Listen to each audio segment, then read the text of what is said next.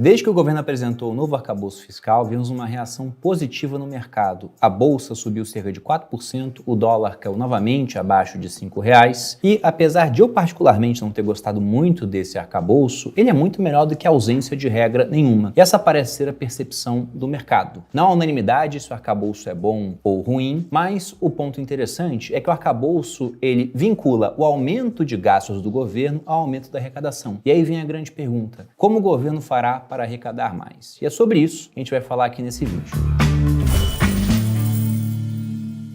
E aí, pessoal do Você Mais Rico, quem fala é Bruno Perini, criador do canal. E antes de entrar no assunto do vídeo, primeiro uma resposta e depois um lembrete. A resposta é: por que diabos estou vestido assim? E no meio do vídeo você verá o porquê. Eu estava gravando ads para Finclass e ficou muito bom, inclusive. Eu devo colocar aqui no meio do vídeo, se o pessoal da edição tiver acabado, porque literalmente eu saí do ads para gravar este vídeo para vocês. E o outro ponto é lembrar da turma 21 do Viver de Renda, que terá suas inscrições abertas no dia 15 de maio. Então, se você quer aprender a investir ao longo de 12 semanas com uma equipe de suporte respondendo todas as suas dúvidas e pegando do zero para que você possa montar uma carteira diversificada entre diferentes ativos, moedas e países, aprendendo a investir aqui e no mercado americano, esse curso é para você. Se estiver interessado, se inscreva no link que estará aqui na descrição. Entrando agora no tema do vídeo, vamos lembrar que antes desse novo arcabouço fiscal que foi entregue no Congresso nessa semana e que ainda poderá ser modificado, o que nós tínhamos no Brasil desde o final de 2016, na época do governo Temer, era o teto de gastos, que limitava fortemente o crescimento das despesas públicas, com algumas exceções, mas a maioria delas crescendo somente a inflação do ano anterior, medida até o mês de junho. Já nesse novo arcabouço, o governo fez aquilo que ele falou que iria fazer. Ele queria espaço para gastar mais. E bom, o primeiro ponto é, poxa, por que o mercado subiu depois que isso aconteceu? Na minha visão, mas aí também seria arrogância demais querer falar por todas as pessoas que estão envolvidas no mercado, mas eu penso o seguinte: ter alguma regra fiscal é melhor do que não ter regra nenhuma. E como funciona a nova regra fiscal se ela não for modificada, né? O que pode vir a acontecer ao longo dos 4 anos de governo, talvez até agora, para a sua aprovação. Já o novo arcabouço fiscal, ele funciona com bandas, prevendo um aumento real dos gastos, ou seja, inflação e mais alguma coisa, variando entre 0,6% e 2,5%, sendo que isso está condicionado ao aumento da receita do governo. Então o governo tem um aumento de receita de um ano contra o outro e até 70% desse aumento pode se traduzir em aumento de gastos. Também há exceções para esses gastos, como por exemplo, créditos extraordinários, piso da enfermagem, despesas com universidades e projetos socioambientais. Mas tirando as exceções, então nós vemos que de fato há um teto para o aumento de gastos, mas o que foi muito questionado por algumas pessoas é que também temos um piso, já que mesmo que o ano seja muito ruim em termos de arrecadação para o governo, por exemplo, um ano de recessão, de queda do PIB, o gasto poderia aumentar IPCA do ano anterior, medido até junho, o intervalo de 12 meses de julho até junho, mais 0,6%. O governo também colocou uma meta de superávit primário. Superávit primário seria a arrecadação menos as despesas, sem contar os juros da dívida. E o que chama atenção, a previsão do Boletim Focus para esse ano é de um déficit primário na casa de 1%.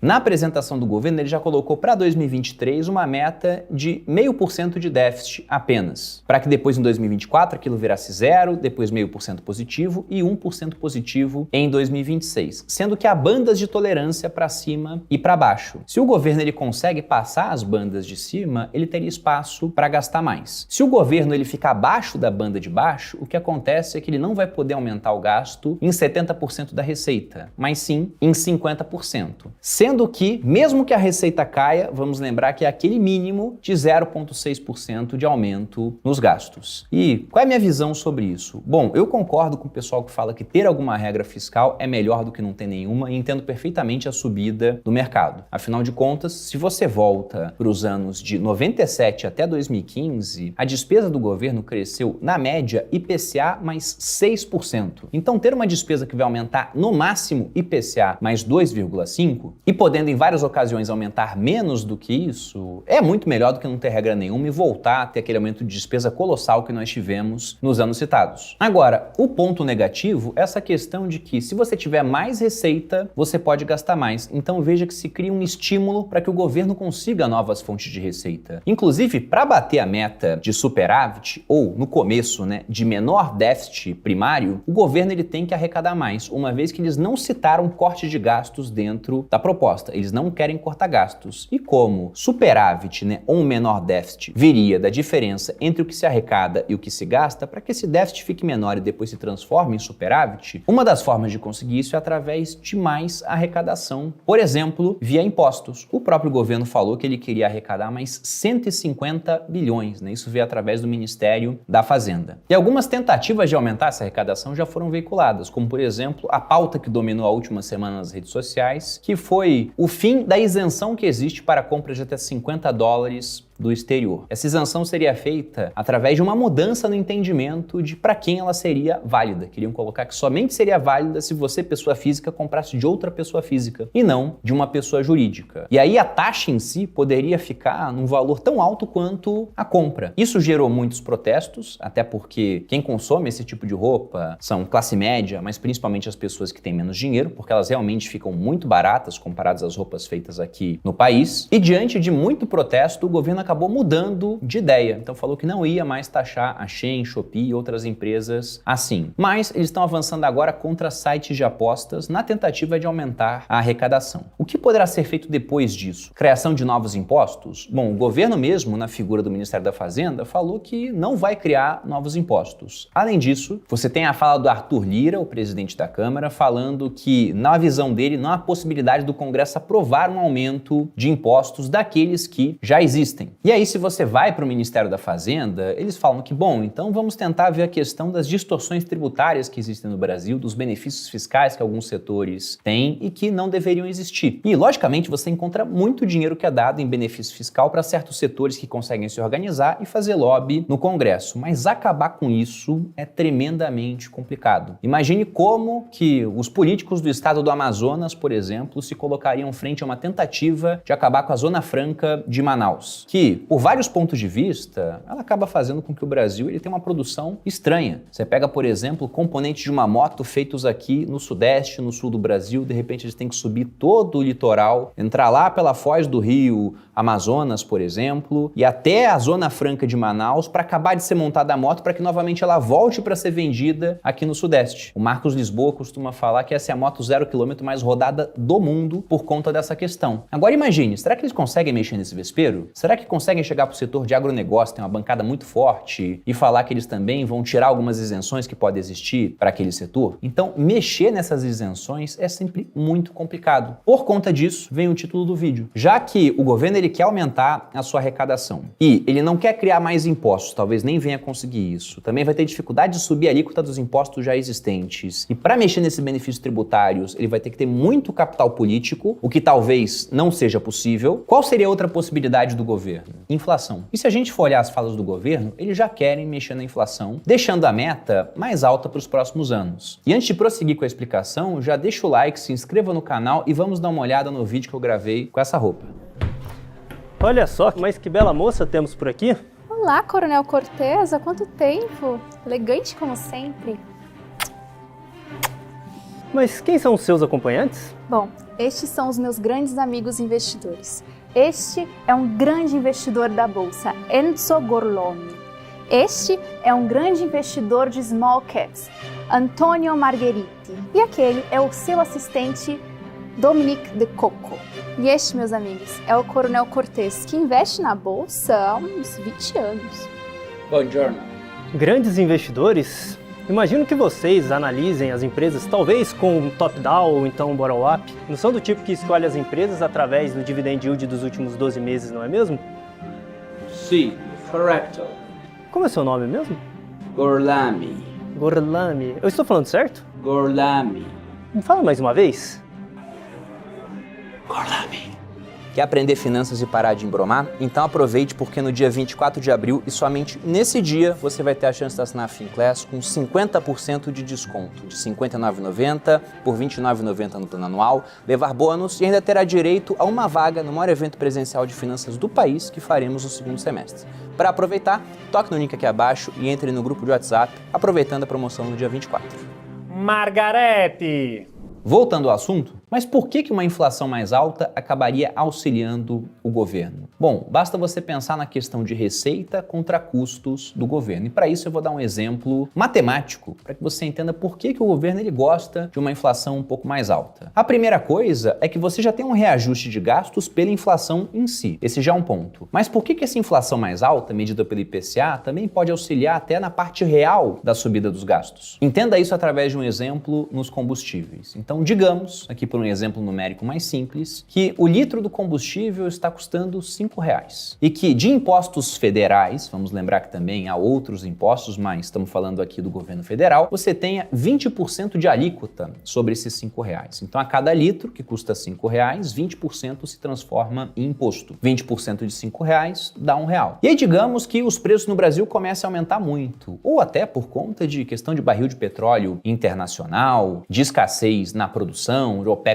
fazendo alguma coisa para deixar os preços mais altos, o que talvez não viesse a nos afetar, porque uma das tendências do governo é querer mexer nessa questão da política de preço da Petrobras, mas mantendo nesse exemplo para que você possa entender. O petróleo subiu e aí o litro do combustível saiu de 5 para R$ 7,00, sendo que o imposto continua sendo de 20%. Ele está lá com a sua alíquota intocada. Agora, 20% de R$ 7,00 dão R$ 1,40. Então veja que a arrecadação do governo saiu de R$ 1,00 por litro para R$ 1,40 por litro. Ela cresceu 40%. E pense que esse mesmo aumento, com uma inflação mais alta, aconteceria sobre alimentos, aconteceria sobre vestuário, aconteceria em si, como efeito da inflação, uma subida generalizada dos preços, sobretudo, com alíquotas de impostos fixas, aumentando a arrecadação do governo. Poxa, Bruno, mas isso aumenta a arrecadação, mas como o governo também tem gastos e agora ele vai ter que gastar com preços mais altos, isso também aumenta a despesa do governo de uma vez. Sim, mas aí temos que lembrar quais são as principais despesas do governo. Se você consulta o site Tesouro Transparente, você vê em linhas gerais os gastos do governo, inclusive a evolução deles ao longo dos anos. E se você olha os gastos mais relevantes, mais ou menos 70% dos gastos do governo, quando combinados, estão em regime geral de previdência social, pessoal ativo e regimes próprios. E se você pega esses três gastos, pessoal aposentado vai ter reajuste no começo do ano pelo IPCA, sendo que o IPCA, pela sua natureza, é uma média do aumento de preços de uma cesta de consumo de famílias que ganham entre 1 e 40 salários. Ele, como uma média, é sempre mais baixo do que pontos extremos. Então imagine, por exemplo, que a farinha que você compra aumentou de preço, que o arroz que você compra aumentou de preço, o feijão aumentou de preço, o combustível aumentou de preço. Mas a carne de cordeiro, consumida somente por famílias que costumam ter uma renda mais alta, ela diminuiu. E a carne de cordeiro está na cesta do IPCA. Então veja que tudo que você consumiu subiu mais que a média. Mas a média do IPCA foi trazida para baixo porque um item que você não consome, que tem menos demanda, acabou puxando o preço para baixo. Ou seja, o governo pode arrecadar mais, porque os preços subiram mais do que o IPCA, sendo que ele vai reajustar aposentados pelo IPCA. E isso eu estou focando em regime geral de previdência. Se pega os regimes próprios, eles podem ter regras diferentes. Para os militares, por exemplo, o reajuste do pessoal da reserva é vinculado ao reajuste do pessoal da ativa. E esse reajuste pode demorar uns bons anos para acontecer. Se a gente volta, por exemplo, à fase do governo Fernando Henrique, que saneou as contas públicas do país após a criação do Plano Real, que começou em outro governo, mas deu tão certo que acabou elegendo o Fernando Henrique depois. Durante os 8 anos de governo do Fernando Henrique, meu pai, ele é militar, ele ficou 8 anos sem aumento. Numa época que a inflação era bem mais alta, a média dela, do que nós temos nos tempos de hoje. Então veja que com isso o governo acabava arrecadando mais, já que tinha alíquotas de imposto fixo sobre preços crescentes, enquanto parte da despesa permanecia a mesma, em termos reais até menores, porque você tinha inflação. Ou seja, eu acho que no final das contas é a inflação que vai fazer a conta fechar para o governo. Mas eu entendo que ela vai subir agora de cara, nesse ano, ficando, por exemplo, muito acima da meta, ou no ano que vem. Eu entendo que vai ser nem nesse ano